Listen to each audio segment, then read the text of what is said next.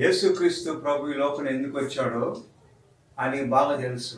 ఆయన వచ్చిన కారణం ఏంటో, ఎందుకోసం వచ్చాడో, ఎవరి కోసం వచ్చాడో యేసుక్రీస్తుకి బాగా తెలుసు.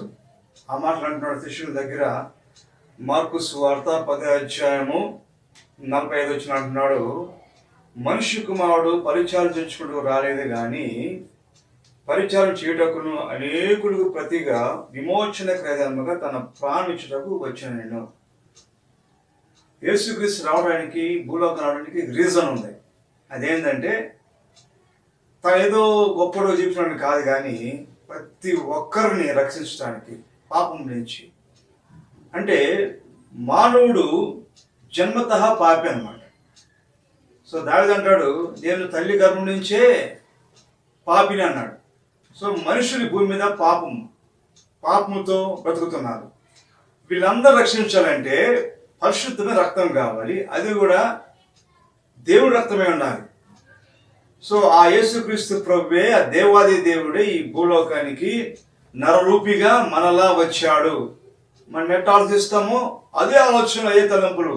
సో దాన్ని జయించి ప్రభు రక్తాన్ని కార్చి యేసుక్రీస్తు ఎంతమంది తంగిరిస్తున్నారు అందరినీ కూడా పరలోకం తీసుకెళ్ళటానికి ఆ కార్యం చేశాడు. విమోచన క్రయధనముగా తన ప్రాణం పెట్టాడు. ప్రాణం అంటే ఏముంటుందండి? బ్లడ్ ఉంటుంది. సో తన రక్తమంతా కాచేసి ఎవరైతే యేసుక్రీస్తు ప్రభు రక్షకుడు ఒప్పుకొని హృదయం విశ్వసిస్తాడో ఆ వ్యక్తి రక్షించబడిన వాడే జీవిస్తాడు. అప్పుడు ఆ వ్యక్తి తాను ఎందుకు భూమి మీద ఉన్నాడో యేసుక్రీస్తులాగా, తను ఎందుకోసం భూమి బతుకుతున్నాడో, తను ఎందుకోసం వివాహం చేసుకున్నాడో, తను ఎందు నిమిత్తం బిడ్డలు కన్నాడో రీజన్ ఉంటుంది.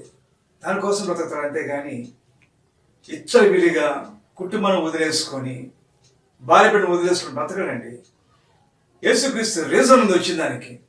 ఆ రీజనే ఈరోజు ప్రతి ఒక్కరికి, యేసుక్రీస్తు కలిగిన నమ్ముకున్న, అంగీకరించి రక్షించబడిన ప్రతి ఒక్కరు కూడా ఒక రీజన్ తనకు అర్థమవుద్ది.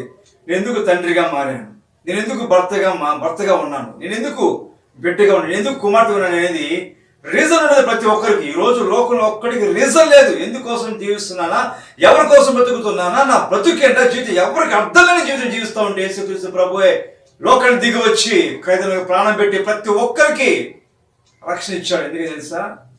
నీకంటూ ఒక రీజన్ ఉండాలి. ఈరోజు ఎంతోమందికి రీజన్ లేక